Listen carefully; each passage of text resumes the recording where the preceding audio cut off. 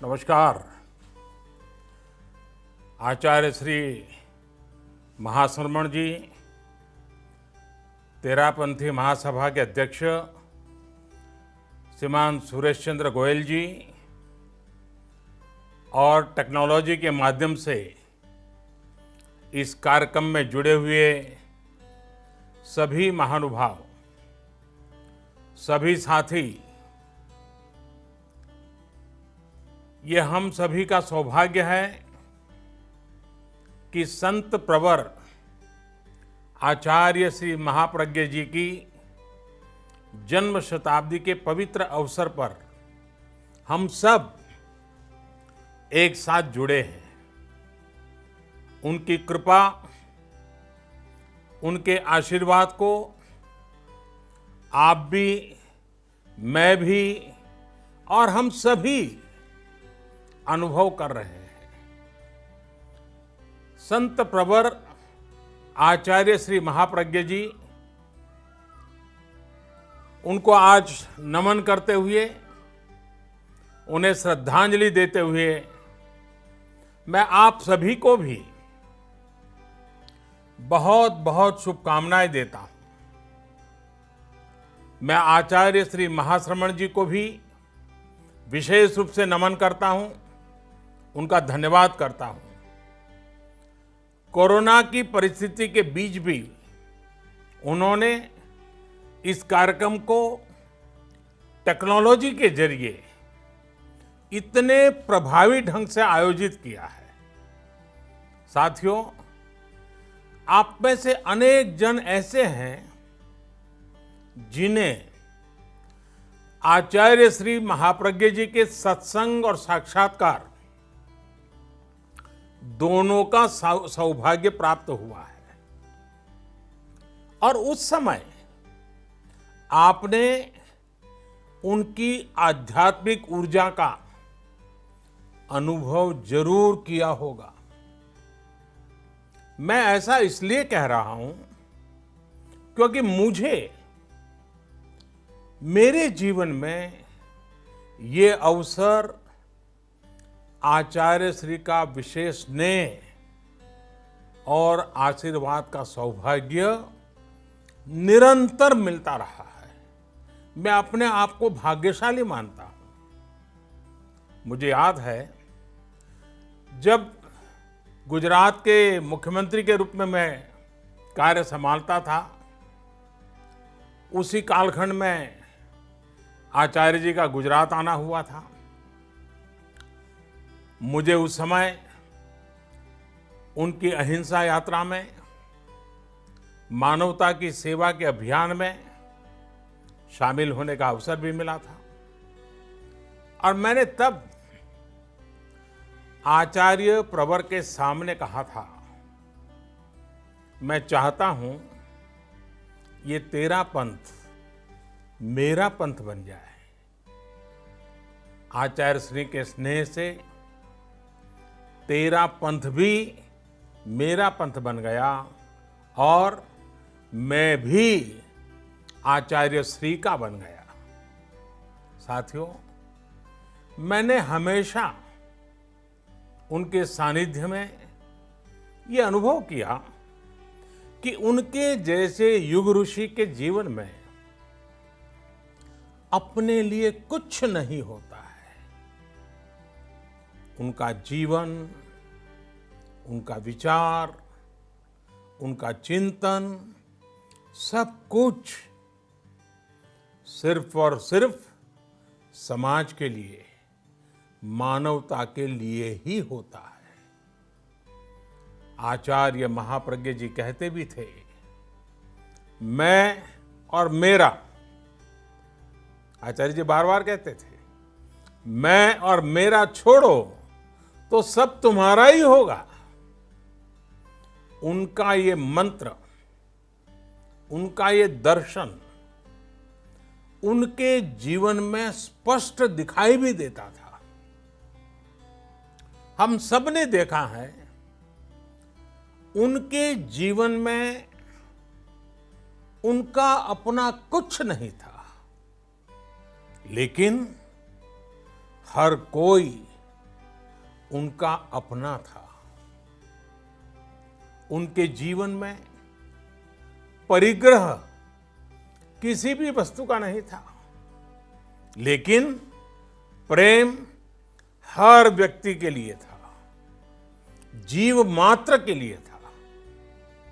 साथियों, दुनिया में जीवन जीने का दर्शन तो आसानी से मिल जाता है।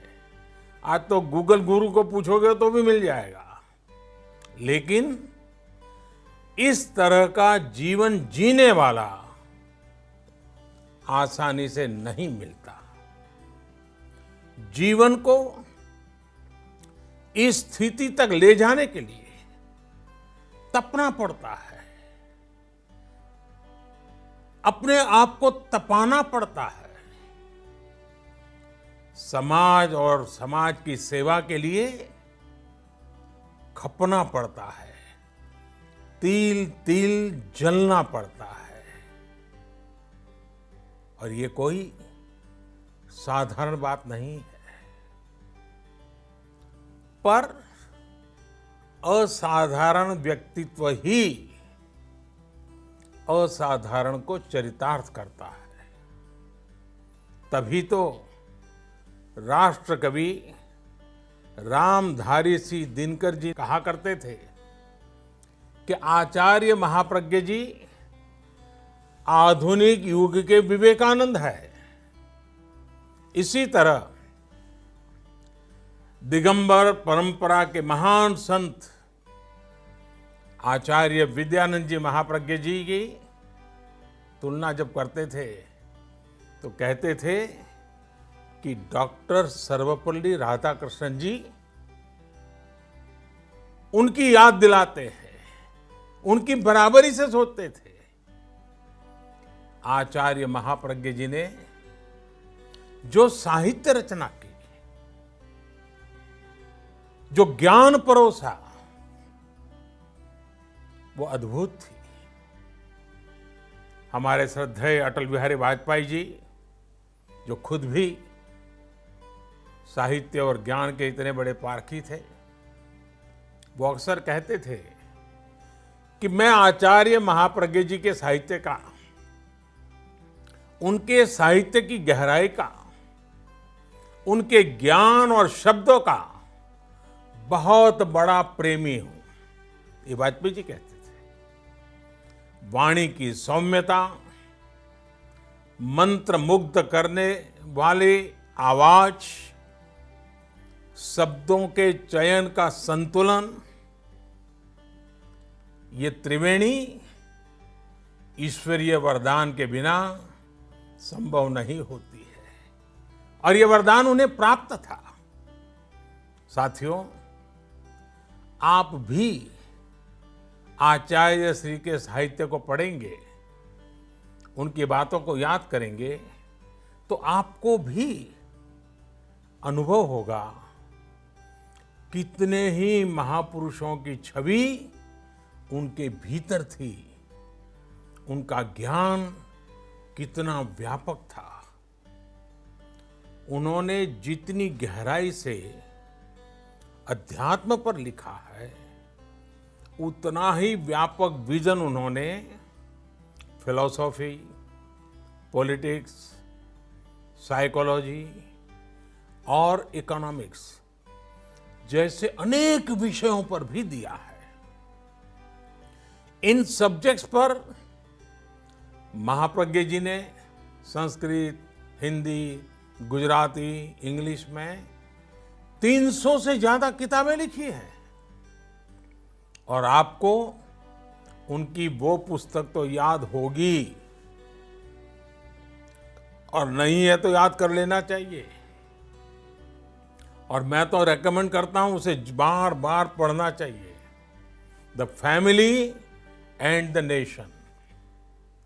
ये किताब महाप्रज्ञ जी ने डॉक्टर एपीजे अब्दुल कलाम जी के साथ मिलकर लिखी थी। एक परिवार सुखी परिवार कैसे बने, एक सुखी परिवार एक समृद्ध राष्ट्र का निर्माण कैसे कर सकता है, इसका विजन इन दोनों महापुरुषों ने इस किताब में दिया है। मुझे वो दिन भी याद है जब मुख्यमंत्री कार्यकाल में अब्दुल कलाम जी जब गुजरात आए थे, तब मैं भी उनके साथ आचार्य प्रवर के दर्शन के लिए गया था और मुझे एक साथ दोनों महापुरुषों के सानिध्य का सौभाग्य मिला था। दोनों की एक साथ उपस्थिति में मैंने प्रत्यक्ष अनुभव किया कि हमारे यहाँ एक ऋषि किस तरह वैज्ञानिक दृष्टि रखता है और एक वैज्ञानिक किस तरह से ऋषि प्रेमी हो सकता है। महाप्रज्ञ जी के बारे में डॉक्टर कलाम कहते थे, उनके जीवन का एक ही उद्देश्य है, वॉक, एक्वायर एंड गिव, यानी कि सतत यात्रा करो, भ्रमण करो, परिव्राजक, ज्ञान अर्जित करो और जो कुछ भी जीवन में है वो समाज को दे दो।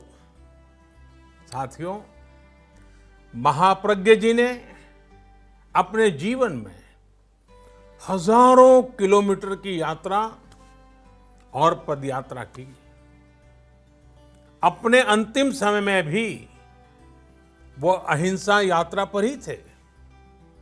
वो कहते थे, आत्मा मेरा ईश्वर है, आत्मा मेरा ईश्वर है, त्याग मेरी प्रार्थना है, मैत्री मेरी भक्ति है, संयम मेरी शक्ति है और अहिंसा मेरा धर्म है। इस जीवन शैली को उन्होंने खुद भी जिया और लाखों करोड़ों लोगों को भी सिखाया। योग के माध्यम से लाखों करोड़ों लोगों को उन्होंने डिप्रेशन फ्री लाइफ की कला सिखाई। ये भी एक सुखद संयोग है कि एक दिन बाद ही अंतर्राष्ट्रीय योग दिवस भी है। हमारे लिए ये भी एक अवसर होगा कि हम सब सुखी परिवार और समृद्ध राष्ट्र, जो महाप्रज्ञ जी के स्वप्न को साकार करने में हम सब मिलकर के योगदान दें। उनके विचारों को घर घर तक, समाज के हर तबके तक हम पहुंचाएं। साथियों, आचार्य महाप्रज्ञ जी ने हम सबको एक और मंत्र दिया था और उनका ये मंत्र था, स्वस्थ व्यक्ति, स्वस्थ समाज, स्वस्थ अर्थव्यवस्था। आज की परिस्थिति में उनका ये मंत्र हम सबके लिए बहुत बड़ी प्रेरणा है। आज देश इसी मंत्र के साथ, आत्मनिर्भर भारत के संकल्प के साथ आगे बढ़ रहा है। मुझे विश्वास है, जिस समाज और राष्ट्र का आदर्श हमारे ऋषियों, संत आत्माओं ने हमारे सामने रखा है, हमारा देश जल्द ही उस संकल्प को सिद्ध करेगा। आप सब उस सपने को साकार करेंगे। आप सभी स्वस्थ रहें, सकुशल रहें। संत प्रवर आचार्य श्री महाप्रज्ञ जी के जीवन संदेश को नई पीढ़ी तक पहुंचाते रहें। इन्हीं शुभकामनाओं के साथ आप सभी का बहुत बहुत धन्यवाद और आचार्य जी के श्री चरणों में प्रणाम। धन्यवाद।